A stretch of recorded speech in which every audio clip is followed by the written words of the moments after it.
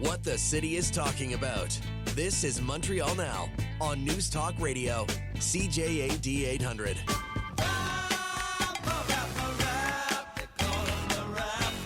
What we need to do is acknowledge that Trump is a bully. Bullies look for weakness. That's why he's trolling us. So we need to send a message of strength. We need to have a real war room ready to go, fighting for Canadian jobs with unions at the table. We need to put in place and get ready to put in place retaliatory tariffs. We have to make it clear, if Trump picks this fight, it's going to hurt both of us, and it's not a fight that he wants.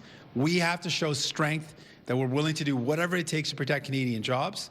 There you go, Canadian Prime Minister Jagmeet Singh. Oh, wait, no, he's not the Prime Minister. James Mennie at the Montreal Gazette. Jim, what's he going on about here? Well, he's going on. He's basically, proving what you and I have been talking about ever since this infamous decision to go down to Mar-a-Lago on the part of Justin Trudeau, which is you have, rightly or wrongly, you have made it seem as if you were at Trump's beck and call. You have made it seem you had to go down there to bend the knee, kiss the ring. Gee, I hope he doesn't do anything bad to us.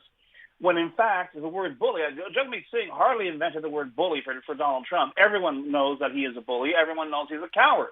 And the best way to deal with bullies is to push back. That said, and here's the irony now, as Canada prepares to deal with the latest ransom note from the increasingly unbalanced President-elect Trump, this is not a time to be saying things like that. Whether you like it or not, Justin Trudeau is your point man on this. Whether you like it or not, he speaks for this country. So when you turn around and say this is a guy who asks how high when Trump jumps, believe me, this is Trump is going to suck this up and love it. And I wouldn't even be surprised when word gets back to him about what Singh said in this clip. We're going to see more embroidering on this. Can Trudeau pull it out of the fire? I think he can. But as I say, it's unfortunate that Singh's content is right. His timing is absolutely wrong, and we can but hope that Trudeau, Singh, even that nice Pierre Poilievre, the provincial premiers, get their acts together for show a united front. Because frankly, Aaron, here I am, I'm going after Singh. Francois will go freaking out every time someone shoves a mic and says, how much is it going to be? We want to avoid this. You've got to show what we're going to do. You don't know what Donald Trump wants, Monsieur Legault. You have no idea what he wants. You have no idea what will satisfy Donald Trump. So maybe you should just shut up, talk to the people, go into a huddle with the people on your team, show that united front, as distasteful as it may be for the father of the Nation Québécoise to do so. But listen, without those other 9 premiers and the strength of Canada behind you, believe me, you are a backwater operation that Donald Trump would bulldoze in a second if the nation actually existed outside of your imagination.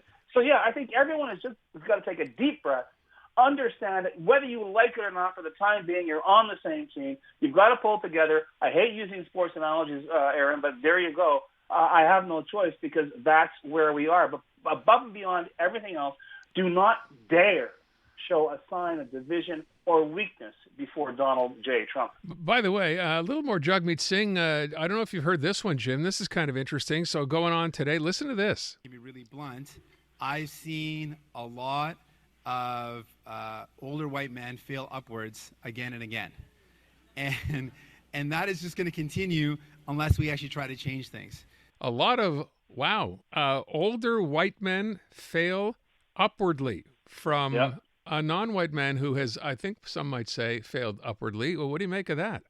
Well, I don't know what the context of the question was that he's answering, but I can tell you, given the situation in this country right now, given how tense everyone is, given how wound up everyone is about on all sides of the question of race or racialization, can everyone just, like I say, take a deep breath and shut up for a bit? Stop saying it may be good for your clip. It may be, your communications people may tell you you're doing a good job. Now is not the time. Was he referring to Justin Trudeau? Was he referring to Donald Trump? As I say, whether we like it or not, Trudeau's our point man. And guess what? Whether we like it or not, Donald Trump is going to be sworn in as President of the United States of America. We're going to be stuck with him for, 4 years. So stop grandstanding. stop playing to an audience, an ever-dwindling audience in Canada that may be following you on social media or half listening to your clips on regular newscasts. The future of this country, the economic future of this country, is certainly at stake.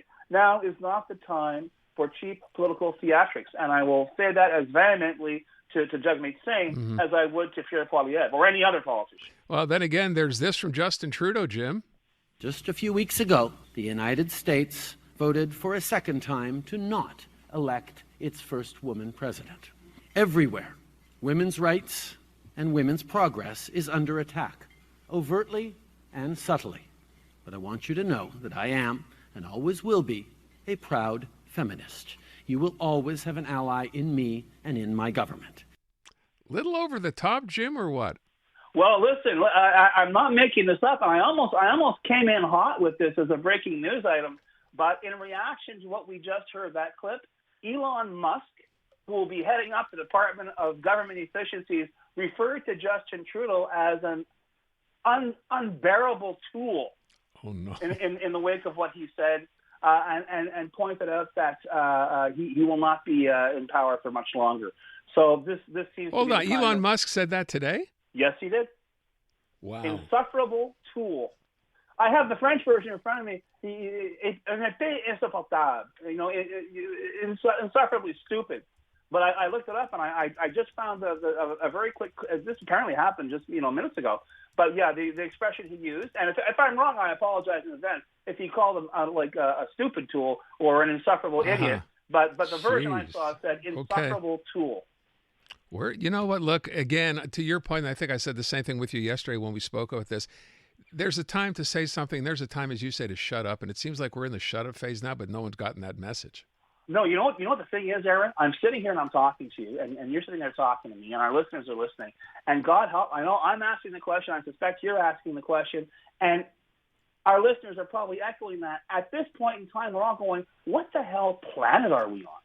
What the hell is going on that we're having conversations like this about politics, about relations between the United States of America and Canada that seem to have been based on schoolyard graffiti, that seem to have been based on somebody, hoping that they'll win the argument by yelling loudest and longest. And look, they were right, and the other person who didn't yap as loudly was wrong. That seems to be where we are. And above and beyond everything else, Aaron, that's what scares the hell out of me. And I think it should. And I'm hoping someone finally figures out, these comms people working with with their respective leaders figure that out. This is not, it would seem to both of us anyway, and I'm sure as you're saying to many of our listeners, this is not the right way to go. All right, let me move from that to talk about the CAQ, because of course today, Francois Legault, besides talking about borders and money, we need to do something, went on again. I think 3 more schools today, Jim, being investigated by the CAQ. Over teachers. What's being investigation? Yes, because apparently there's religious abuse, alleged religious abuses, people interfering with the curriculum, not doing what public schools should be doing, and the suggestion, of course, being is that Islam or Islamists have a role to play in this. This has led to a feud, the most recent chapter of a feud between Francois Legault and federal immigration Mark Miller, who yesterday, said, I don't know what's up Legault's nose about this, but he's always going after Muslims. Legault today says, no, you're confusing, regular Muslims with Islamists. The problem is when you start saying things like, I'm going to ban prayer in the streets, and I'm putting Islamists on notice.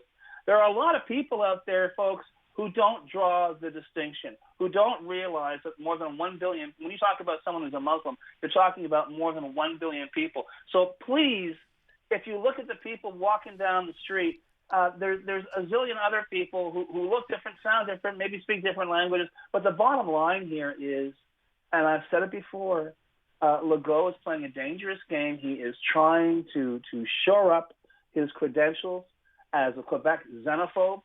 He is trying to shore up his credentials as the person who will protect the poor, vulnerable Quebecers from the hordes of foreigners and immigrants who are about to swamp them and erase their culture and their language and their very existence.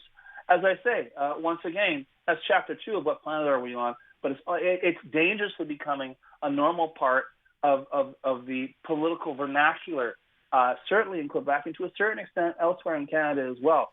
Another reason to be very, very concerned. And the real problem is, I think, and here's the difference, Aaron. I think back in the day, there'd be somebody from some party, some man or woman who turn around and look at a mic and say, my colleagues are playing a very dangerous game here, and essentially say what we've been saying for the past 6 or 7 minutes, but it's not happening. And the normalization of this, and I've mentioned in Quebec, and it's not over the top. Quebec, we have normalized, legalized discrimination. We have legalized, ripping up the Charter of Rights and Freedoms, in the hope of so-called social peace. But the fact is, this dangerous game keeps getting more and more risky. It keeps, and let's be really careful here. And I've said it, you said it, a lot of our commentators have said it. The real issue, all Quebecers are not sitting down worrying about Islamists. They're worried about the economy. But my God, if politicians keep booting the economy the way they have for the past year and a half, that frustration will spill in over to this, this imaginary threat, this created threat by politicians who want to appear to be populist and appear to be protectors. And that, once again, is another dangerous situation that we shouldn't be in, but we're heading towards whether we like it or not. Jim, switch topics completely. I started off by asking this question today. I saw this story, and I thought to myself I should do this because I'm one of those people who has done this. Are you familiar with those Chinese sites, those shopping sites? One is called Shine, the other is called Temu. Have you heard of them? I'm familiar with them, but I wouldn't touch them with a barge pole. Thank you for saying that, because my question today is there are some Quebec merchants calling on the federal government to take action against them because stuff on there is so cheap that it's killing the industry, what's left of the textile industry on this country. So they look to France, where if you buy something from one of these sites in France, these are Chinese-based sites, you pay a €5 fee to be able to buy, and then they're going to move it up to €10 by the time 2030 gets here, and they use the money from it to subsidize the industries in that country. Do you think that's a good idea or a bad idea? Perfect sense. Perfectly just. And let's face it, in many cases, what we're seeing here is a lost leader. What we're seeing here are a lot of manufacturers in China who are able to flood the market with cheap goods. And once that's become normal, as it has in so many cases, especially in this country, similarly the price will slowly but surely start to go up or whatever. No, I think it's an excellent idea. And if people say that's interfering with free trade, too bad, because this is really, let's face it, when you talk about China, you're not talking about a nation, you're talking about a government, you're talking about the Communist Party of China, which essentially controls everything. Please don't tell me that this is all about capitalism, flexing its muscles. When you're getting flooded with cheap goods from a potentially negative, hostile foreign power, it's not happening for nothing. All right, we leave it at that. Jim, thank you. Appreciate it. Adama.